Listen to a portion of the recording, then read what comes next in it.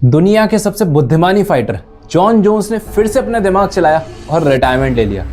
2 दिन पहले UFC president Dana white ने ऑफिशियली अनाउंस कर दिया कि जॉन जोन्स रिटायर हो चुके और टॉम एस्पिनल नए चैंपियन हैं। ये बताते वक्त डेना वाइट खुद ही गुस्से में लग रहे थे क्योंकि जॉन जोन्स उनके फेवरेट फाइटर है। उसके तुरंत बाद ही जॉन जोन्स ने ट्विटर पे जाके भी अनाउंस कर दिया कि वो रिटायर हो रहे हैं और वो सबको थैंक यू बोलना चाहेंगे। जॉन जोन्स ने सब कुछ अचीव कर रखा है, नाम, पैसा, इज्जत, एक बार भी हारे नहीं है। 10-12 साल से चैंपियन बने बैठे हैं।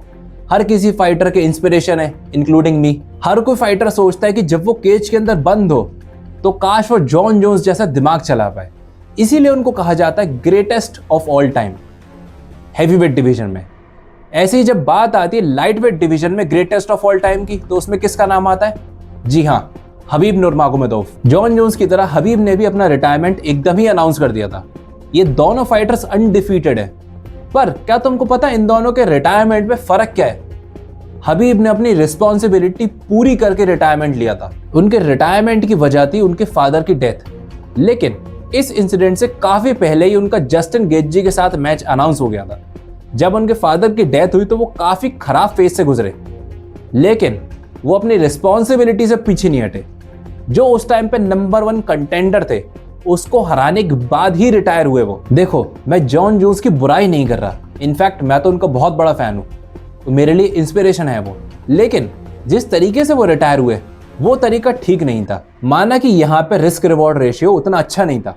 टॉम एस्पिनल कोई कॉनर या हबीब के लेवल के फाइटर नहीं है जिनको हरा के बहुत ज्यादा नाम हो जाता, बट एज अ चैंपियन यही रिस्पॉन्सिबिलिटी है कि जो भी नेक्स्ट इन लाइन है उसके अगेंस्ट बेल्ट डिफेंड करो। अगर डिफेंड नहीं करना था तो इतना लंबा गेम किस बात का? क्यों 2 साल इंटरिम चैंपियन को वेट कराया? क्यों ये बोला कि जब तक मेरे को इतने पैसे नहीं मिल जाते तब तक मैं नहीं लड़ूंगा? इसका जवाब बहुत ही सिंपल सा है। पहले तो मैं भी मानने को तैयार नहीं था, लेकिन अब मैं समझ चुका हूं जॉन जोन्स का टॉम एस्पिनल से लड़ने का कभी इरादा था ही नहीं।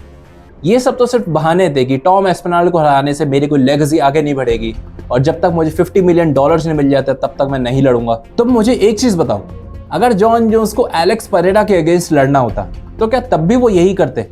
बिल्कुल नहीं है। वो एक बार में तैयार हो जाते, क्योंकि यहाँ पर रिस्क कम है और जीतने के चांसेस ज्यादा हैं। अब तुम जॉन जोन्स की मेंटालिटी बिल्कुल क्लियरली समझ सकते हो।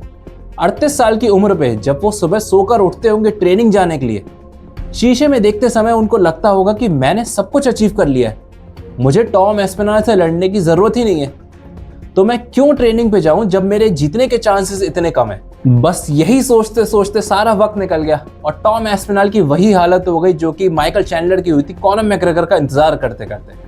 फर्क सिर्फ इतना सा था कि कॉनर मैकग्रेगर असलियत में माइकल से लड़ना चाहते थे, बस अपनी आदतों की वजह से नहीं लड़ पाए। वहीं जॉन जोन्स ने टॉम एस्पिनल से कभी लड़ने की सोची ही नहीं। टॉम एस्पिनल ने एक बार कहा था कि वो बिना लड़े ही जॉन जोन्स को रिटायर कर देंगे, वही हुआ। तुम मुझे कमेंट से बताओ, अगर जॉन जोन्स को किसी और के अगेंस्ट लड़ना होता तो क्या तब भी वो रिटायर होते? किसके अगेंस्ट वो इजीली मैच एक्सेप्ट कर लेते? दोस्तों, इस साल की सबसे बड़ी फाइट इलिया टोपुरिया वर्सेस चार्ल्स ओलिवेरा भी होने जा रही है।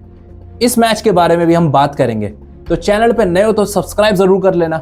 सी you in the next video.